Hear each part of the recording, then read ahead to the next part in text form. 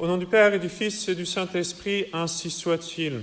Comme toute la liturgie de l'Avent, l'évangile de la messe aujourd'hui est chargé de prophéties messianiques. Il fait référence à un certain nombre de prophéties en montrant qu'elles sont accomplies. Il nous présente une précision chronologique importante. Ce sont des versets de la Sainte Écriture qui peuvent paraître anodins, mais qui ne le sont point. La 15e année du règne de Tibère César, nous dit saint Luc, Ponce Pilate étant gouverneur de la Judée, Hérode tétrarque de la Galilée, etc., etc. Ces textes, en fait, manifestent l'accomplissement exact des prophéties qui devaient s'accomplir pour annoncer la venue du Messie. Saint Grégoire le Grand, d'abord, nous fait un parallèle entre cette formulation de saint Luc dans l'Évangile aujourd'hui et le début des livres prophétiques de l'Ancien Testament. Donc pensez au livre d'Isaïe, au livre de Jérémie, au livre d'Ézéchiel plutôt, et d'autres prophètes. Eh bien, ça fonctionne toujours un peu de la même façon, c'est-à-dire on situe le contexte. Donc, par exemple, au livre d'Isaïe, au début, il est dit « Vision d'Isaïe, fils d'Amos, qu'il a vu sur Juda et Jérusalem au jour d'Ozias, de Joathan, d'Akaz et d'Ézéchias, roi de Juda. » Donc, on situe la mission du prophète dans le règne des rois de Juda, puisque, nous dit saint Grégoire le Grand, ces prophéties étaient destinées au peuple juif. Mais pour introduire la prédication de l'Évangile, qui n'est plus destinée uniquement aux Juifs, mais qui doit maintenant être prêchée dans le monde entier, saint Luc mentionne Tibère César, l'empereur romain, celui qui était considéré comme le souverain de la terre entière, le maître du monde. Et saint Grégoire le Grand souligne également que dans cette description de saint Luc, on voit bien que le royaume des Juifs est divisé. La Galilée, la Judée et les autres provinces de la région sont gouvernées par différentes personnes. Ça annonce déjà la dispersion des Juifs, qui sera la conséquence du fait que les Juifs n'ont pas reçu le Messie. Et enfin, puisque Saint Jean-Baptiste annonçait notre Seigneur à la fois comme roi, prophète et prêtre de la Nouvelle Alliance, eh bien saint Luc n'annonce pas uniquement le règne de l'empereur, le pouvoir temporel, mais également les grands prêtres de l'époque, Anne et Caïphe. Anne étant le grand prêtre à ce moment-là, et Caïphe qui le sera au moment de la passion de notre Seigneur. Et saint Luc fixe la date de la prédication de saint Jean-Baptiste, donc dans cette 15e année du règne de l'empereur César Tibère. Plusieurs siècles auparavant, le prophète Daniel avait annoncé l'année de cette mission de saint Jean-Baptiste et du Messie. C'est saint Gabriel, l'archange saint Gabriel, qui était apparu au prophète Daniel et qui lui avait dit « Sache donc et remarque, depuis l'ordre donné pour rebâtir Jérusalem jusqu'au Christ chef, il y aura 7 semaines et 62 semaines, et les places et les murs seront rebâtis en des temps d'angoisse. Et après 62 semaines, le Christ sera mis à mort, et le peuple qui doit le renier ne sera plus à lui. Un peuple avec un chef qui doit venir détruira la ville et le sanctuaire. » Donc, au temps de Daniel, quand il avait reçu cette prophétie, Jérusalem avait été effectivement détruite. C'est la captivité de Babylone. Mais vers la fin de cette captivité, le roi de Perse a décrété la reconstruction de Jérusalem en l'an 299 de la fondation de Rome. Et donc, saint Gabriel prend comme référence cette année-là, et Daniel nous prédit 7 semaines et 62 semaines jusqu'à la venue du Christ chef. Ce sont des semaines d'années, c'est-à-dire une semaine, ce n'est pas 7 jours, c'est 7 ans. Et quand on fait le calcul, 7 fois 7 ans plus 62 fois 7 ans, ça nous donne 483 ans. Or, 483 ans après ce décret du roi de Perse de reconstruction de Jérusalem, on tombe effectivement sur la 15e année du règne de l'empereur Tibère César. Donc vous voyez que ce que dit saint Luc ici est très important. Pour les Juifs, ça souligne l'accomplissement de la prophétie de Daniel. Et puis, il y a ensuite ces paroles du prophète Daniel qui sont importantes elles aussi. « Le Christ sera mis à mort et le peuple qui doit le renier ne sera plus à lui. un peuple avec un chef qui doit venir détruira la ville et le sanctuaire. Donc est annoncé à la fois le rejet du Messie par le peuple juif et sa punition conséquente, la destruction de Jérusalem par l'empereur romain. Et nous devons prier pour ces Juifs qui ont refusé de recevoir notre Seigneur pour qu'ils le reçoivent enfin. Saint Paul disait qu'il voulait être anathème, si c'était possible, pour le salut de ses frères, le salut des Juifs. Et Dieu lui-même, s'il a permis tout cela, s'il a permis la destruction de Jérusalem, s'il a permis la dispersion des Juifs, et que les Juifs soient souvent rejetés en punition de ce rejet du Messie, Dieu pourtant n'a pas permis que ce peuple fût entièrement détruit. Et le rejet du Messie par les Juifs, ça a été l'occasion de la prédication de l'Évangile aux gentils, c'est-à-dire à nous. Mais selon saint Paul, une fois que les gentils auront apostasié à leur tour, alors les Juifs eux-mêmes recevront cet Évangile, en accomplissement de la prophétie d'Osée. Le prophète Osée avait dit en effet « Pendant des jours nombreux, les enfants d'Israël demeureront sans roi, sans prince, sans sacrifice et sans autel, sans éphod et sans téraphim. Et après cela, les enfants d'Israël reviendront et ils chercheront le Seigneur, leur Dieu, et David, leur roi, et ils s'approcheront avec crainte du Seigneur et de ses biens au dernier jour, c'est-à-dire vers la fin du monde. » Et saint Paul nous commente un petit peu cette annonce dans l'Épître aux Romains. Il nous dit « Je ne veux pas, mes frères, que vous ignoriez ce mystère, afin que vous ne soyez point sages à vos propres yeux, c'est-à-dire ne soyez pas trop orgueilleux. C'est qu'une partie d'Israël est tombée dans l'aveuglement jusqu'à ce que la plénitude des païens soit entrée. » Et ensuite, il fait ce parallèle entre l'apostasie, la perfidie des Juifs et l'apostasie des gentils. « De même donc qu'autrefois vous-même, nous dit saint Paul, vous n'avez pas cru à Dieu et que vous avez maintenant obtenu miséricorde à cause de leur incrédulité, eux de même n'ont pas cru maintenant à cause de la miséricorde dont vous avez été l'objet, afin qu'eux aussi ils obtiennent miséricorde. Car Dieu a tout enfermé dans l'incrédulité afin de faire miséricorde à tous. » Une autre prophétie qui est accomplie et qui est mentionnée par saint Luc dans l'Évangile aujourd'hui, c'est la mention du roi Hérode. Le patriarche Jacob, quand il était mourant, le petit-fils d'Abraham, quand il était mourant, avait réuni ses fils, ses 12 fils, et leur avait fait à chacun une prophétie pour chaque tribu qui descendrait de ces 12 fils de Jacob. Et Jacob avait prophétisé que les rois qui gouverneraient le peuple élu seraient de la tribu de Juda. À ce moment-là, il n'y avait pas encore de roi, et même ça ne viendra bien qu'après. Mais il avait prophétisé cela, et il avait dit également que le moment où le sceptre ne serait plus dans la tribu de Juda, alors viendrait le Messie. Voici ce que Jacob a dit. « Le sceptre ne sera point ôté de Juda, ni le prince de sa postérité, jusqu'à ce que soit venu celui qui doit être envoyé. Et c'est lui qui sera l'attente des nations. » Et en effet, le sceptre de la royauté, même s'il y a eu des vicissitudes, même s'il y a eu des schismes entre le royaume de Juda et le royaume d'Israël, le sceptre de la royauté, de fait, est toujours resté dans la maison de Juda jusqu'au temps de la venue de notre Seigneur Jésus-Christ. En fait, la Judée fut conquise par les Romains quelques années seulement avant la naissance de notre Seigneur. Et Hérode avait été établi par eux roi, mais il était étranger.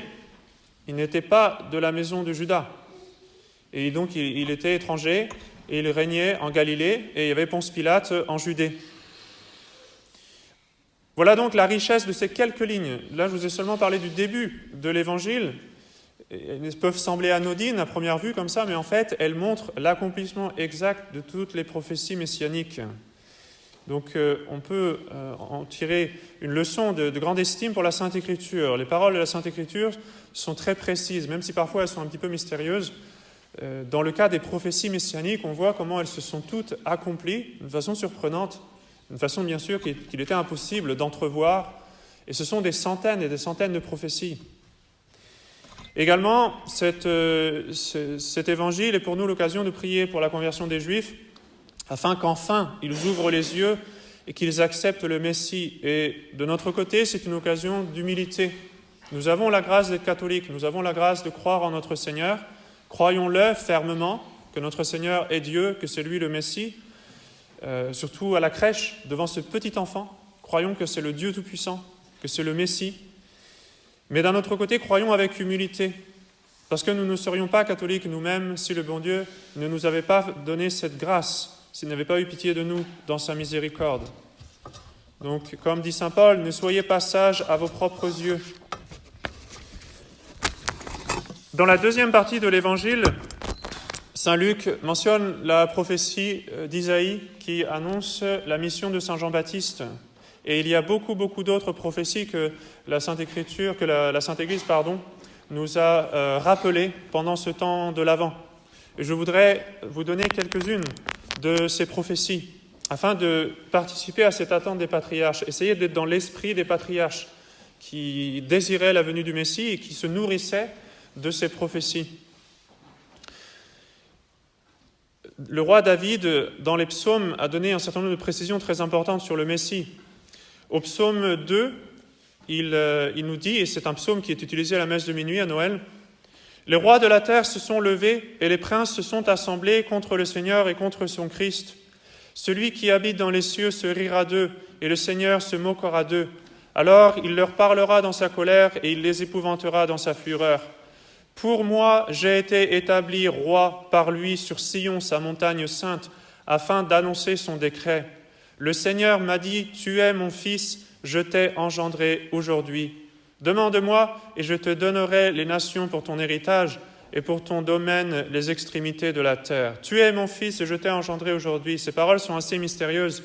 C'est quelque chose du passé, c'est quelque chose de présent en même temps. Ça ne peut s'expliquer, ça ne peut se comprendre qu'en référence à la génération éternelle du Fils de Dieu, qui est accomplie et qui pourtant continue de s'accomplir. Tu es mon fils, je t'ai engendré aujourd'hui. Le psaume 109 reprend cette même idée. Et c'est un psaume que notre Seigneur a cité lui-même dans l'Évangile. Il y fait référence quand il discute avec les scribes et les pharisiens pour les faire réfléchir, pour qu'ils pensent justement, qu'ils se disent, qu'ils comprennent que le Messie n'est pas seulement le Messie, que le Messie est Dieu. « Le Seigneur a dit à mon Seigneur, asseyez-vous à ma droite jusqu'à ce que je fasse de vos ennemis l'escabeau de vos pieds. » C'est David qui parle. Et donc David se dit bien inférieur au Messie. Il parle du Messie comme de son Seigneur.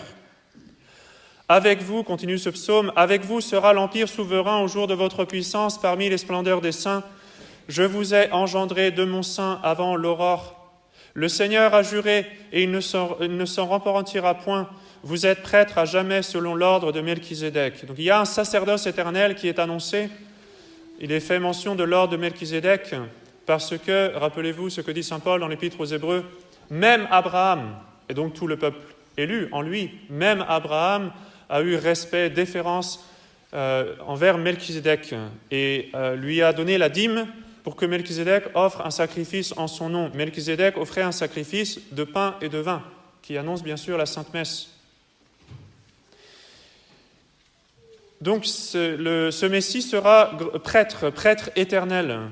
Et on sait par le roi David également qu'il sera victime. Au psaume 39, qui est cité par saint Paul, il est dit « Vous n'avez pas demandé d'holocauste ni de sacrifice pour le péché, alors j'ai dit « Voici que je viens ». En tête de son livre, il est écrit de moi que je dois faire votre volonté. Il annonce le rejet des sacrifices de l'ancienne loi et le sacrifice nouveau éternel par lequel notre Seigneur devra s'offrir. Et puis on pourrait citer tout le psaume 21 qui nous décrit d'une façon magnifique la passion du Messie. Ce psaume 21 que notre Seigneur a entonné du haut du calvaire, sur la croix. « Ô Dieu, mon Dieu, regardez-moi, pourquoi m'avez-vous abandonné ?» Je vais vous en lire quelques autres versets. « Tous ceux qui m'ont vu se sont moqués de moi. De leurs lèvres, ils ont proféré l'outrage et ils ont branlé la tête. Il a espéré au Seigneur qu'il le délivre, qu'il le sauve puisqu'il l'aime. Tous mes os se sont disloqués. Ils se sont partagés mes vêtements et ils ont jeté le sort sur ma tunique. » Mais la dernière partie, le dernier tiers de ce psaume annonce les fruits de la rédemption. C'est un psaume qui finit sur une note d'espérance, on peut dire. « J'annoncerai votre nom à mes frères, je vous louerai au milieu de l'assemblée. Toutes les extrémités de la terre se souviendront du Seigneur et se convertiront à lui, et toutes les familles des nations l'adoreront en sa présence. » Il n'est pas jusqu'à la résurrection elle-même qui ne soit annoncé par le roi David dans les psaumes. Au psaume 15, en effet, il y fait clairement allusion. « Vous n'abandonnerez pas mon âme dans l'enfer et vous ne souffrirez pas que votre sein voie la corruption. » Donc imaginez un peu tous les patriarches qui ont hérité de ces prophéties et qui les méditent en attendant la venue du Messie. Le prophète Michée avait annoncé qu'il naîtrait à Bethléem. Le prophète Isaïe avait dit qu'une vierge concevrait et enfanterait un fils, annonçant la naissance virginale. D'ailleurs, la liturgie nous donne ce verset à la communion aujourd'hui. Le prophète Isaïe avait annoncé que ce petit enfant serait le Dieu fort. « Un petit enfant nous est né », nous dit-il au chapitre 9, « et un fils nous a été donné. Il portera sur son épaule la marque de sa principauté, et il sera appelé admirable, conseiller, Dieu fort, Père du siècle futur, Prince de la paix. » Au chapitre 35, Isaïe nous dit quelque chose de très important également. Ce Messie, ce ne sera pas uniquement un envoyé de Dieu, ce sera Dieu lui-même qui viendra. Dieu lui-même viendra, nous dit Isaïe, et il vous sauvera. Alors les yeux des aveugles verront, et les oreilles des sourds seront ouvertes. Alors le boiteux bondira comme un cerf, et la langue des muets sera déliée. Le prophète Isaïe a annoncé également à plusieurs reprises la mission de Saint Jean-Baptiste. Il y est fait allusion aujourd'hui dans l'Évangile. Il annonce également la passion de notre Seigneur de façon très précise, dans plusieurs endroits, particulièrement au chapitre 53, qu'on appelle, tellement il est précis, la passion d'Isaïe. Il décrit les souffrances du Messie. Et puis ensuite, les chapitres suivants sont plus glorieux et présentent les fruits de la rédemption. Donc imaginez, c'est tous ces chapitres entiers de prophéties sur le Messie que les Juifs connaissaient et qu'ils méditaient. Le prophète Jérémie également a annoncé la venue du Messie, du roi, qui doit sauver le peuple élu et le monde entier. « Voici les jours viennent, dit le Seigneur, et je susciterai un germe juste. Un roi régnera et sera sage, et il pratiquera l'équité et la justice dans le pays. En ces jours-là, Juda sera sauvé, et Israël habitera en sécurité. Et voici le nom dont on l'appellera, le Seigneur notre juste. » Le prophète Ézéchiel nous annonce le bon pasteur. « Je susciterai sur elle un pasteur unique pour les paître, David, mon serviteur. Il les fera paître lui-même et il sera leur pasteur. » C'est bien après le roi David, il ne s'agit pas de David lui-même, mais de celui qui était préfiguré par le roi David. Même parmi les derniers prophètes, on va dire, parmi les petits prophètes, il est fait mention du Messie à plusieurs endroits, parfois de façon assez précise. Le prophète Zacharie avait annoncé l'événement du dimanche des Rameaux, le roi qui vient sur le petit d'une ânesse.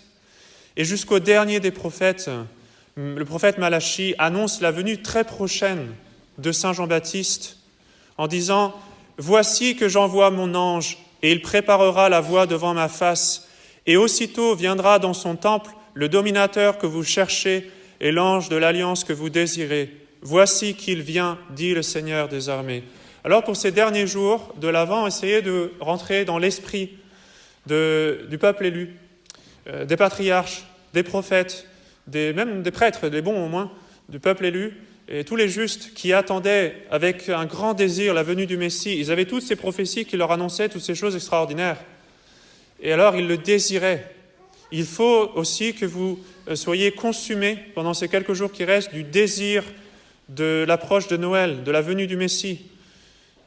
Et donc essayez de rentrer dans cet esprit-là. Pensez aussi à Notre-Dame, alors qu'elle sent que la naissance de notre Seigneur approche. Elle entreprend ce voyage difficile, elle doit aller à Bethléem, Saint Joseph la guide, l'assiste, et elle aussi est consumée du désir de voir l'enfant Jésus.